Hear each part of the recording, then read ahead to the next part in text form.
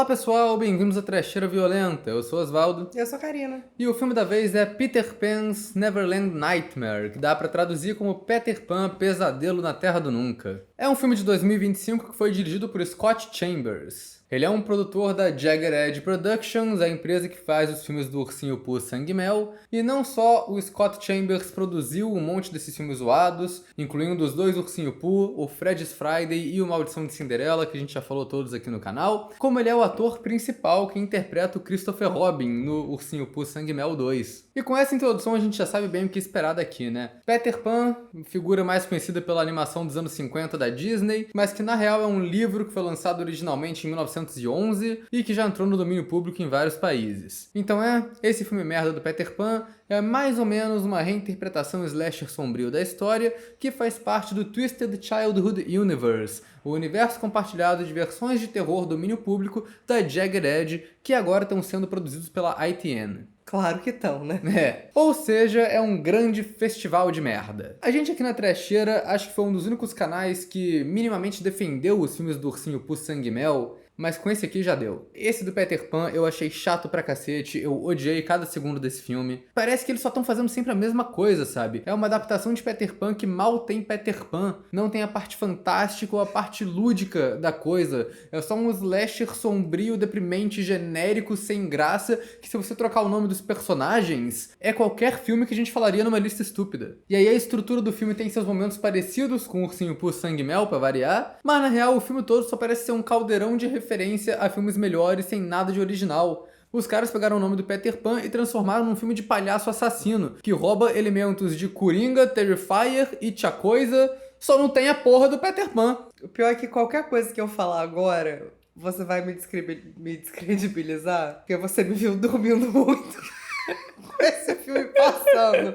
Achei chato, chatíssimo. Achei mal aproveitado, mal aproveitadíssimo. Mas no que tange filmes do universo da criança deplorável, sei lá, não achei as atuações tão tenebrosas. Achei que tem cara de filme, minimamente parecia um filme feio, porém parecia um filme. E eu gostei muito dos efeitos da maquiagem. Falou mal desse filme 24 horas seguidas, mas aí descobriu que tem uma drag de RuPaul que começou a passar pano. Incrível. Antes da gente falar mais sobre esse filme, vou pedir pra vocês se inscreverem no canal, se vocês não forem inscritos ainda. Comentem embaixo se vocês já assistiram esse filme e por que vocês fizeram isso. E deixem outras recomendações de filmes pra gente falar aqui no canal também. Se você gosta do nosso trabalho aqui na Trecheira, seja membro. Quando você é membro, você ganha acesso a conteúdo exclusivo, escolhe uns filmes que a gente fala aqui no canal através de votações e também apoia a gente, que é sempre muito importante, né? É um filme novo, mas que ninguém liga, então os spoilers estão liberados, é pro bem de vocês. E, tendo dito isso, acho que né? Vamos pra trama. Nesse filme, Peter Pan, por algum motivo, é um palhaço que sequestra a criança com o pretexto de levar elas para a Terra do Nunca, um lugar fantástico que ele diz que eles vão poder ser crianças para sempre. Mas na real ele é só um assassino que tá matando ou deixando essas crianças em cativeiro mesmo. E daí um dia a criança que ele sequestra é o Michael Darling, o mais novo de 3 irmãos. E a Wendy, a irmã mais velha, decide investigar e ir atrás do palhaço para tentar resgatar o irmãozinho dela. Aí eu já começo te perguntando uma coisa. Por que, caralhos, o Peter Pan é um palhaço? Porque Coringa tá na moda, mais ou menos, né? Cara, eu não sei se é uma questão de direito autoral, que a gente não pode usar a roupinha do Peter Pan, então ele tem que ser uma parada diferente, tem que ser um palhaço, ou se é só picaretagem mesmo, porque Coringa tá famoso, Terrifier tá famoso, então eles queriam fazer uma coisa parecida. Mas, cara, não faz nem sentido ser direito autoral, porque no começo do filme tem a animaçãozinha que tem a roupa do Peter Pan da Disney. Então isso eles podiam usar. O Peter Pan literalmente aparece na sombra, cara. É verdade. É uma parada desses filmes de domínio público que, cara, não é só porque você tá fazendo uma ideia picareta de aproveitar um bagulho que tem domínio público, que você tem que fazer um filme picareta, tá ligado? Dá pra você tirar a originalidade dessas ideias. Você não precisa só copiar outros filmes a rodo. Eu já me estressei nos primeiros 30 segundos, porque o Peter Pan, ele é a cara do Coringa do Joaquin Phoenix. E aí mais pra frente a gente descobre que a história dele toda é idêntica à do Coringa do Joaquin Phoenix. Mas os trejeitos dele, a voz, a linguinha, Val, a linguinha dele são idênticos ao Coringa do Heath Ledger. E eu fiquei tipo, gente, que isso, cara? Não só copia um personagem, como você copia dois e junta num só, sem sutileza nenhuma, cara. Eu fiquei apavorada. O único personagem que não tem ali é o Peter Pan. Não tem. Mas o que me apavorou logo de cara nesse filme é que eu não acreditei que eu tava vendo outra introdução animada. Porque agora vai ser esse padrão de filme de domínio público, né? Foi no Ursinho Pooh, foi no segundo Ursinho Pooh, foi na porra do filme do Popeye. Agora esse começa também com uma animação contando a história da Terra do Nunca. Num estilo diferente, é uma coisa meio... Livrinho ali? Livrinho de criança, é. Como se as imagens tivessem saído do livro ali. Até o plano sai do livro depois pra mostrar o Coringa lendo o livro pra uma criança. Bonitinho o conceito, mas ainda assim encheu o saco já. Essa mesma estrutura de roteiro sendo usada em todos esses filmes. Depois dessa primeira introdução, que é o Coringa lendo o livro pra criança, a gente tem a segunda introdução da história, que aí a gente vai pra uma placa de circo com um monte de aviso de criança desaparecida.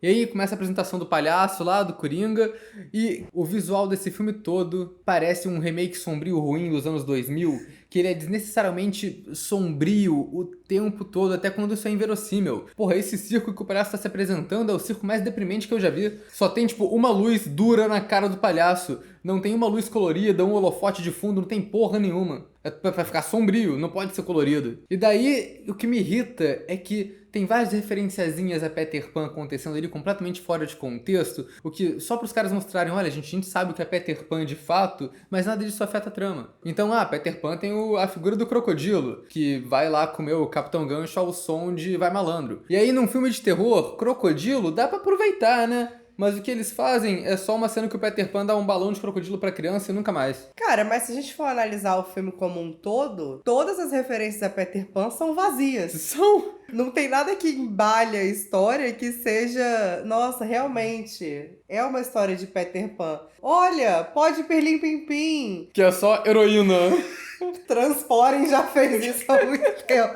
Olha, um gancho. Meu nome é Sininho. Tipo, cara... Transporem é um filme mais fantasioso do que o filme do Peter Pan. Muita coisa. Esse filme não tem nem, tipo, alguém entrando numa privada, tá ligado? Eu ainda tava minimamente tentando dar um crédito pro filme, e aí acontece já a cena mais constrangedora no começo, que eu achei terrível, que é, eles imitam a cena do Pennywise no bueiro no It, só que dentro da casa, num bagulho que não faz sentido. Tipo, tá dentro da casa da criança que inexplicavelmente tem um alçapão no meio da sala. O palhaço aparece no alçapão e a cena é enquadrada igual a cena do It. Só com a carinha aparecendo ali, falando, tentando atrair a criança. E a gente parte do princípio que esse filme não tem nada sobrenatural. Não? Não tem como, cara. Que porra de quarto é esse que tem um alçapão no meio, que tem acesso do nada? Não, é bizarro isso. Depois no filme tem um flashback que mostra ele atraindo uma criança com um balão vermelho. Aí eu falei, eu tô fora. Quer dizer, eu não estive fora que eu tive que ver essa merda até o final pra review, né? Mas eu teria largado essa merda. E aliás, tem um pouquinho também que a gente não falou de telefone preto, né? Porque é um cara que sequestra criança usando máscara na van dele, que tem umas decorações ali de coisa de festa. Essa van vermelha escrito Terra do Nunca, eu acho que a coisa mais surreal do filme, pelos diálogos, eu acho que a galera sabe que tem um assassino da Terra do Nunca, né? Tipo, que ele liga pras famílias, ele coloca um LP lá pra tocar com a musiquinha, um negócio assim. E aí, você tem um filho da puta que para uma van enorme escrito Terra do Nunca na frente dos colégios e ninguém investiga isso! E tu falou uma parada certa, a gente depois descobre que não tem nada sobrenatural nesse filme. Então nessa primeira cena do Pennywise, quando a mãe da criança entra na sala, a voz do Coringa muda pra ficar demoníaca, como se ele tivesse possuído. Isso não faz sentido. I need to take you with me. Daí, foi o momento de efeito legal, que é essa cena de luta no começo, né? Pô, ele escalpelando a mãe é maneiraço. Mas aí, de novo, é só Terrifier. Mas é legal. E Terrifier faz melhor. Muito melhor. Mas aí outra parada que eu achei curiosa, porque quando essa cena acaba, a gente pula 15 anos pro futuro. Essa cena acaba com a criança ligando pra polícia com um smartphone na mão. 15 anos atrás... Foi 2010. 2010 não tinha aquele tipo de smartphone ainda. Mas tu se apegou à minúcia. Tem tanta coisa pra gente reclamar aqui, Val. Tu vai reclamar do Nokia 2280 do menino? Porra, é tão difícil arranjar um flip phone pra colocar a criança pra tá usando pra ligar, um telefone fixo. Porra, tu vai no lixo, tu deve arranjar um, tá ligado? Mas se tem uma coisa que salva esse filme são os efeitos, que tem muita cena de gore, explícita, e que não tem aqueles retoques digitais que tem nos filmes do Ursinho Pooh. E eu vou além, eu gostei das maquiagens, cara. Eu gostei da caracterização de alguns personagens. Assim, tudo bem que a caracterização dele é coringa, mas tem uma cena no começo que dá um plano fechadaço na cara dele, que eu amei a textura da maquiagem dele, assim, craqueladona. Eu achei legal. Mas eu fico me perguntando se essas cenas todas de morte, que são muito longas, e tem muito sangue, muito efeito prático, muita gente sofrendo, isso tudo parece que tá lá sendo feito só porque Terrifier tá muito famoso no momento. E, cara, tem umas cenas que são literalmente copiadas, né? Tipo, quando ele entra na loja pra pegar uma máscara, e aí aparece o atendente da loja, começa a reclamar com ele mata o cara. Isso é literalmente Terrifier. Só que pior. Mas sabe o que mais me emputece, cara? É que esse filme, cara, a condução da narrativa dele, tudo que acontece nele, poderia ser sobre qualquer história de livro. Porque nada mais é do que um psicopata, nóia do caramba, que tem uns surtos psicóticos porque lê um conto infantil. Poderia ser qualquer um, cara. Podia ser Alice no País das Maravilhas. Poderia ser qualquer um. Fantástica Fábrica de Chocolate. Nada na história é exclusivo do Peter Pan. É só referência jogada no Ursinho Pooh, pelo menos. Eles botam a porra do Ursinho Pooh pra matar alguém, cara. Não é um cara que surtou e começou a achar que era o Ursinho Pooh, cara. Até aquela merda do Mickey, cara. Não, o do Mickey é um cara que surtou. O Mickey é um cara que surta e vira Mickey. Chega. Os protagonistas desse filme são a mesma família protagonista lá do Peter Pan, mas na real é só a Wendy e o irmão mais novo. O irmão do meio, que é o menino de óculos, foi com Deus, foda-se. Ele aparece nesse filme, mas ele tem 2 cenas só e não importa. Mas também não acho que o Pedro do Peter Pan tinha muita relevância mesmo. Aí a Wendy, ela tem um drama genérico com o namorado dela, que parece que é uma disputa entre focar na carreira e ficar com o cara, mas isso não leva nada pra lugar algum na trama. O cara mesmo só aparece em 2 cenas, eu acho, e também não faz nada. Ele aparece no colégio como uma distração pra protagonista não ver o irmão dela saindo da escola, mas ao mesmo tempo é uma distração inútil, porque a visão dela do irmão já estava bloqueada pela van de sequestrador enorme que estava parada na frente do colégio. O filme faz questão de mostrar isso, que o cara parou a van do lado das bicicletas pra tampar as crianças que forem pegar as bikes ali, depois ele coloca uma distração inútil pra protagonista. Agora deixa eu te fazer uma pergunta. Não vou saber. Não, é o irmão dela. Tava usando peruca ou era o cabelo do ator? Cara... Eu acho que era peruca. Eu tinha muita impressão de que era peruca, porque era muito falso. Muito. Se for o cabelo dele, então, cara, ele tá de parabéns. Urgente. O irmão do protagonista é o telefone preto, né? A criança que é sequestrada e fica lá com essa figura esquisita mascarada. E o filme também tem uma coisa meio o albergue de tentar meter um subtexto gay que não faz sentido nenhum. O menino, ele tem um amigo muito próximo no colégio, que eles trocam fotinhas juntos, um negócio assim. Pô, eles dão muito foco pra eles dando a mão. Numa idade que criança já não dá mais a mão assim. Sim. Aí parece que o Peter Pan gosta de sequestrar só as crianças afeminadas, porque ele mesmo foi uma no passado, aparentemente. Porque o Peter Pan tira a roupa, no final a gente descobre que ele é castrado, ele é tipo um boneco Ken. E é tudo muito jogado, porque onde que isso combina com a temática de Peter Pan? Porque na temática de Peter Pan, o Peter Pan tá tentando levar a Wendy pra ser mãe das crianças. Ele quer meio que fazer casal com a Wendy, a Sininho fica com ciúmes. Então isso não tá lá. E acaba que isso tudo tá no filme de um jeito muito raso. Eu não sei, era pra gente entender que a mãe dele castrou ele de uma forma punitivista, porque ele era afeminado?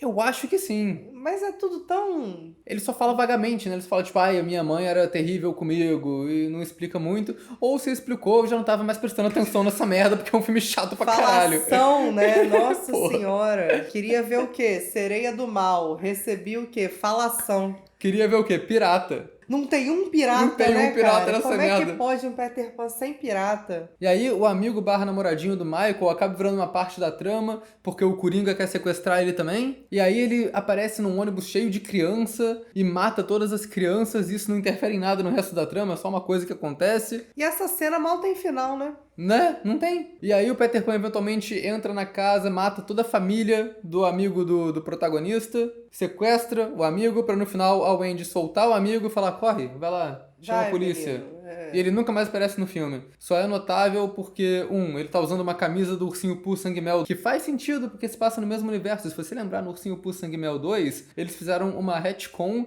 de que o primeiro Ursinho Pooh Sangue Mel foi lançado como filme dentro do universo, baseado nos eventos que aconteceram. É verdade. Pra eles justificarem a troca do ator. Então faz sentido ele estar usando uma camisa. É verdade. É muito bem pensado, né, esse porra desse filme de merda. Genial! E a segunda coisa é que não é resolvido, né? Porque a família inteira da criança foi assassinada, ele saiu pra chamar a polícia e nunca mais aparece no filme, a gente não sabe o que aconteceu com ele depois. Se perdeu na floresta. Virou menino perdido, né? Literalmente. Mas, cara, o que me irrita mais nesse filme todo é justamente não ter nada fantástico. Eu odiei esse aspecto realista da coisa, que pra mim chega desse cinema que é muito paupado em realismo o tempo todo. Você não precisa fazer tudo ser crível.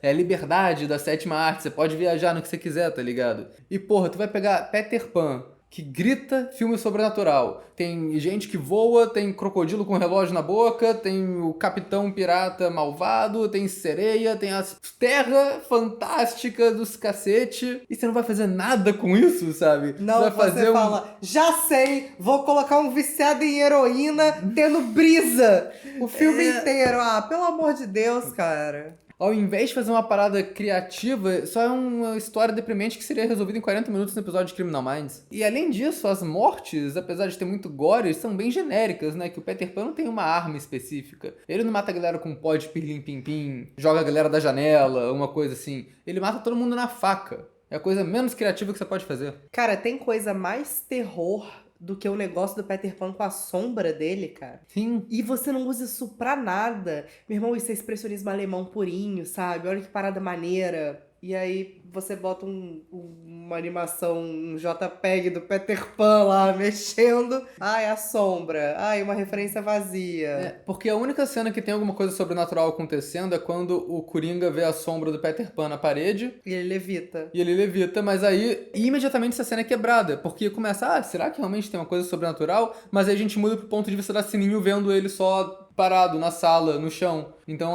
não. É só o ponto de vista dele achando que ele tá flutuando mesmo, mas não tá acontecendo de verdade. No momento que o filme tenta fazer uma coisa mais fantástica, ele imediatamente quebra e fala, não, mentira, gente, é realista ainda. O resto dessa trama dele é só um filme de cativeiro muito entediante, que aí tem essas cenas genéricas, tipo, vamos brincar de pique-esconde no cativeiro, e aí tem muito susto estúpido naquele lugar o tempo todo. Eu gosto do visual da casa. Acho que a arte é legal nisso, que tem, tipo, uns ambientes meio infantis, mas meio abandonados e sombrios. Aí tem, tipo, uma boca na parede com um túnel, que foi copiado de Candyman. Então, na verdade, foda-se esse filme. É aquilo, né? Se tudo é referência, nada é referência, tudo só é cópia. Eu acho até engraçado que o filme ainda tem a coragem de tentar meter uma reviravolta. Porque o cara tá falando o filme inteiro sobre levar as crianças pra Terra do Nunca. Mas o filme é realista o tempo todo, então você nunca acredita que vai ter uma Terra do Nunca de verdade. E aí no final o palhaço vira pro protagonistinha e fala, a Terra do Nunca na verdade é que eu estrangulo as crianças até elas ficarem frias e morrerem,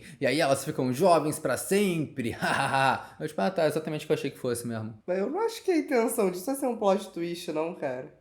Mas ele fala de um jeito tão épico, com um tom de reviravolta ali, que porra... E isso que eu acho zoado também, porque é um momento de autoconsciência que não combina com o personagem. Porque o lance dele é que ele usa o pó de pirlim-pim-pim, fica doidão das ideias, acha que ele tá flutuando, que ele tá vendo a própria sombra. Então se ele tá alucinando, era pra ele acreditar que a Terra do Nunca era real e que ele tava fazendo bem. Mas aí do nada ele tem um lapso de consciência e fala, eu estrangulo e mato todo mundo mesmo, não tem Terra do Nunca. Então é contraditório. E daí tem os outros personagens de Peter Pan que a gente não mencionou ainda, né? Que tem a Sininho, que é uma velha trans viciada em pó de pirlim-pim-pim. A maquiagem do braço dela eu achei muito foda. Tem um plano de detalhe no começo que mostra os furinhos ali, uma coisa meio hacking pra um sonho. E aí tem uma cena de investigação que a Wendy faz, que é completamente gratuita, que ela só fala, vamos entrevistar a família de uma criança que foi desaparecida. e aí entrevistam e não conseguem informação nova nenhuma, só de que a criança foi sequestrada, mas isso é relevante porque é a história da criança que é a Sininho hoje em dia. Mas eu acho bizarro como a Sininho aqui, ela é meio que feita de vítima, um Coringa convenceu ela de que ela é uma fada e manteve ela em cativeiro todos esses anos, ela meio que ajuda ele com as crianças sequestradas, mas ela trai o Coringa no final pra ajudar o Andy. O que, assim, pra mim, os caras que fizeram isso nem viram Peter Pan, o filme da Disney, pelo menos, mas também eles não podem usar o filme da Disney, né? Mas porque no filme da Disney a Sininho é uma escrota.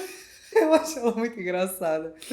Ela tem ciúmes da Wendy, ela quer se fuder com a Wendy o filme inteiro, sabe? Ela não quer ajudar ela. Eu não sei se eles tentaram fazer alguma coisa do tipo o Peter Pan ludibriando a Sininho, porque com ele ela poderia ser quem ela quer ser. Porque quando eles falam com o pai, mostra que o pai aceitava a Sininho do jeito que ela era desde pequena. É, tinha tipo vários vestidos, várias coisas no quarto dela. E aí quando eles falam pra Sininho no final, a Sininho fala: "Ah, eu nunca voltei porque eu achei que não ia ser bem recebida." O quarto tinha uma porrada de vestido, tá maluca?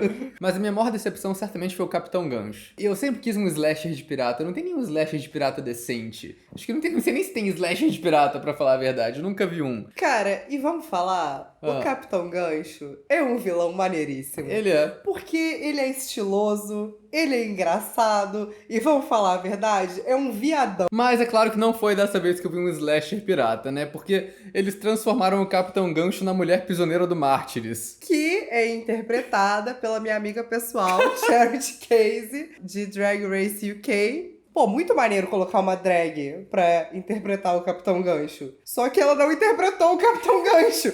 Não! Ela interpretou as criaturas atrás das paredes. E eu te digo mais. Eu fui pesquisar a Charity Casey no filme. E aí eu vi a foto dela na premiere. E ela tá mais Capitão Gancho na premiere do filme do que no filme. Tá com um argolão, um chapelão de pirata. E aí no filme ela é a mulher do Mártires. Não que esteja ruim, eu acho que a maquiagem dela tá foda, tá uma coisa bem sombria e bem dentro da drag dela, que ela tem uma proposta mesmo de ser uma drag mais de terror, assim, tem muito mais a ver com Drácula do que com o RuPaul. Eu acho, inclusive, que quem fez aquela maquiagem foi ela mesma, não desmerecendo a equipe do filme, porque se tem uma coisa que salvou esse filme foi efeito e maquiagem, mas eu achei tão a assinatura dela que eu diria que foi ela mesma que fez, ou pelo menos ajudou ali na concepção, mas não é o Capitão Gancho, cara. Não é. E na verdade nem tem relevância pra trama, né? Aparece muito pouco ao longo do filme. Charity Casey tinha uma diária só, com certeza. Ela aparece em 2 cenas no cativeiro, muito de leve, muito rápido. E no final tem um pouco mais de destaque quando ela ataca o Peter Pan e puxa ele pra sombras. Que é um final bem bosta, inclusive, né? O Peter Pan não tem habilidades sobrenaturais nesse filme. No final, ele apanha tanto. Parece que o menino sai e estoura a cabeça dele. E ele continua vivo. E aí o Capitão Gancho aparece, leva ele embora como se fosse um cenobita do Hellraiser e acabou o filme. Aí eu pensei, é claro, o Peter Pan não pode morrer porque ele tem que aparecer nos outros filmes dessa porra desse Twisted Childhood. O ato final do filme é a protagonista descobrindo o covil do Peter Pan e invadindo pra tentar salvar o irmão. E acontece tanta coisa estúpida nesse final, mas o auge pra mim é que ela tá com o celular descarregado. Ela entra no covil do vilão e bota o celular pra carregar e vai procurar o irmão. E aí depois o Coringa tá lá falando com a Sininho e o celular dela começa a tocar, que ela deixou carregando. Tipo, do lado da sala onde os caras estavam. Isso é muito idiota, cara. Às vezes ela só é viciada em celular, cara.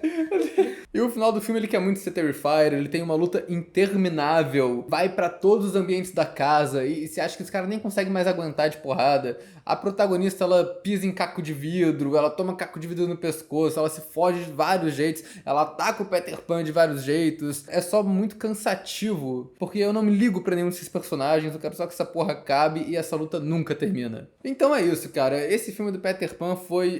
Eu não sei se foi o pior desses até agora, porque o do Mousetrap foi realmente muito ruim. Esses de filmes de terror de domínio público que estão rolando agora. Mas esse talvez tenha sido o mais cretino de todos. Porque, cara, é uma história completamente sem sentido. Se você desconsiderar os elementos de Peter Pan, é só qualquer filme de cativeiro e tortura que podia facilmente estar na nossa lista de filmes copiados de Jogos Mortais de 2006. Até a estética dele é bem 2006. Eu gosto mais desse filme do que eu gostei de Mousetrap e do que eu gostei do Popeye. Se eu tivesse num dia que assim, hoje eu tô afim de ver um filme merda genérico, botei qualquer filme lá e fosse esse, não ia me ofender tanto quanto é o filme do Peter Pan. É isso que acaba comigo. Porque tudo que é relacionado a Peter Pan é referência vazia, mal aproveitada e que poderia ser qualquer outra coisa. Então, assim, tirando os efeitos que eu já falei 1000 vezes aqui que eu achei realmente bons e a Charity Case, é um filme bem ruim, cara. Qual categoria você coloca, Karina? Eu seria muito hipócrita de não colocar sonífero. Sim, porque eu acho que você dormiu 15 vezes assistindo isso. Eu acho que eu demorei umas 6 horas pra ver esse filme, cara, porque eu não conseguia não dormir, eu só dormia. Então é sonífero? Porra, tem que ser, cara. Não, eu vou mais embaixo. Pra mim isso aqui é constrangedor.